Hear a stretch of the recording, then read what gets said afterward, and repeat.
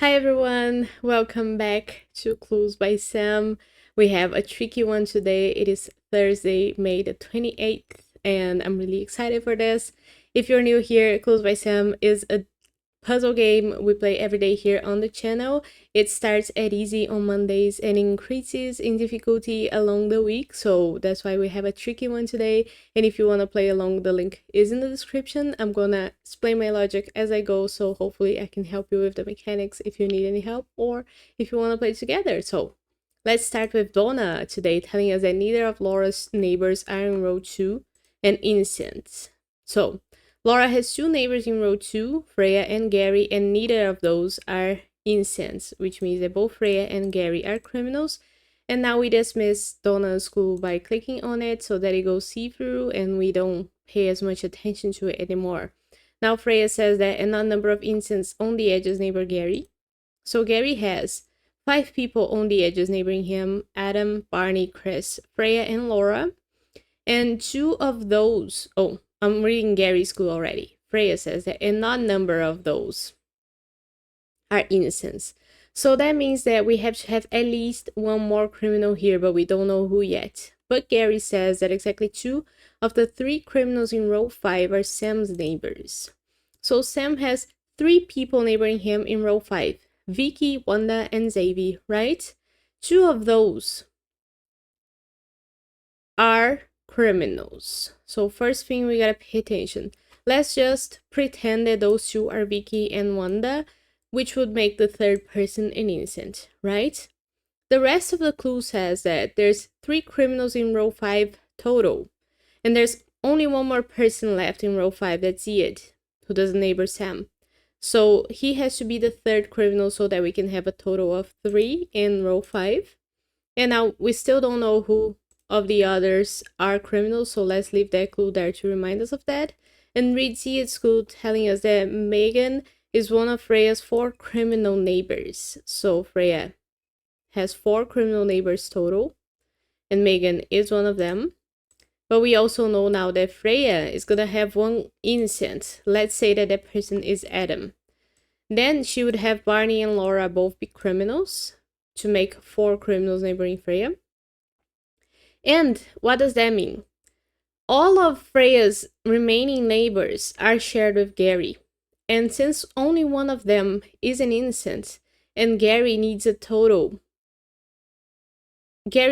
odd number of people who are innocents neighboring him on the edges. All of the people that he shares with Freya are on the edges, and only one of them is an innocent. So the person left neighboring Gary on the edge that doesn't neighbor Freya is Chris.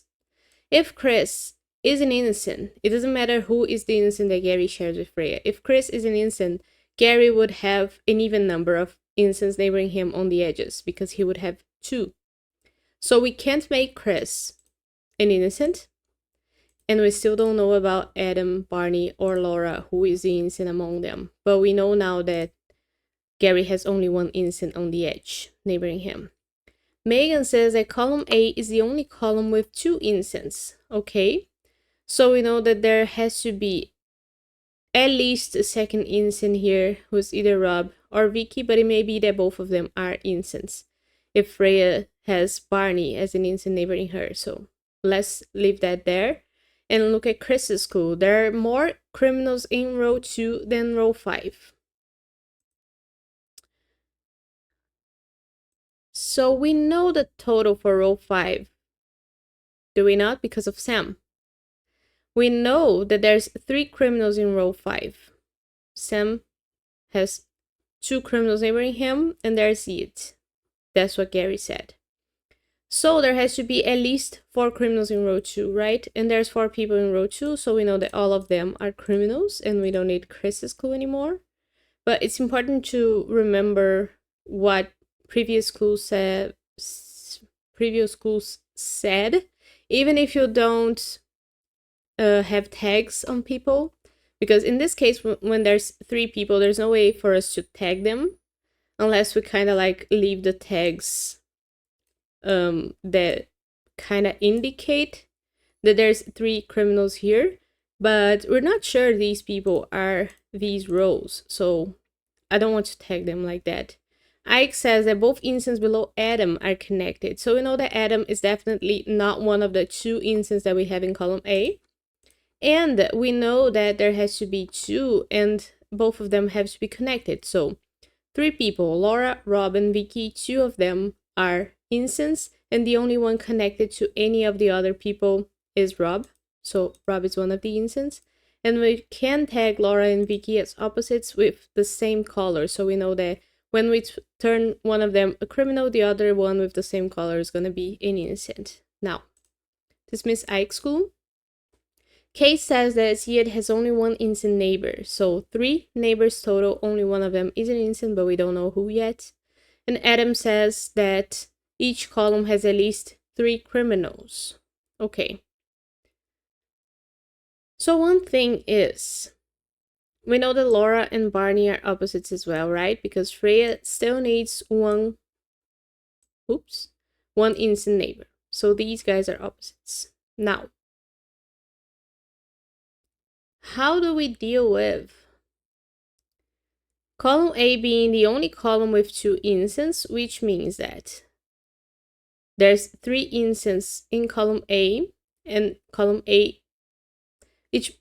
which means that column A has 3 criminals, and it's the only column with 3 criminals, right? So that means that column D couldn't have Penny, for example, be a criminal and Uma an innocent, because that will make column D be the second column with 2 instances only. And we know that column A is that only column. Now, we couldn't have both Penny and Uma be innocents, because even though now we don't have a second column with 2 instances, we have a column that doesn't have 3 criminals. So we need both Penny and Uma to be criminals, and we need Tia to have one innocent neighbor. So we know that either Terry or Xavier are gonna be the single innocent neighbor for Ziad, right? And we need column C to not have 2 instances as well. I'm trying to find a clue saying that Ziad has one innocent neighbor. It's case. Now I can dismiss that because I tagged the people. So we know that we can't have column C have 2 instances, and so far it has 1 with the person that neighbors Ziad who is an innocent, and there's only Olivia left. So we know that Olivia couldn't be an innocent because that would make column C have 2 instances. So Olivia is a criminal. Now, where else do I go? Because I know that column B also couldn't be left with 3 criminals. There's an odd number of criminals neighboring Sam. Have I read this clue before? I don't think I did.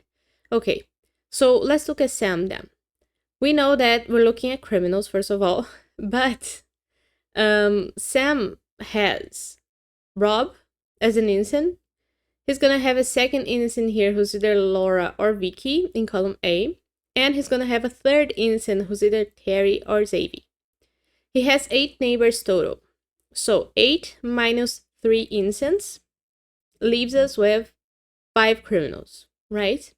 Which means that we couldn't have one more innocent, because that would leave us with 4 criminals, and 4 is an even number. So Wanda here, the only person left, couldn't be an innocent.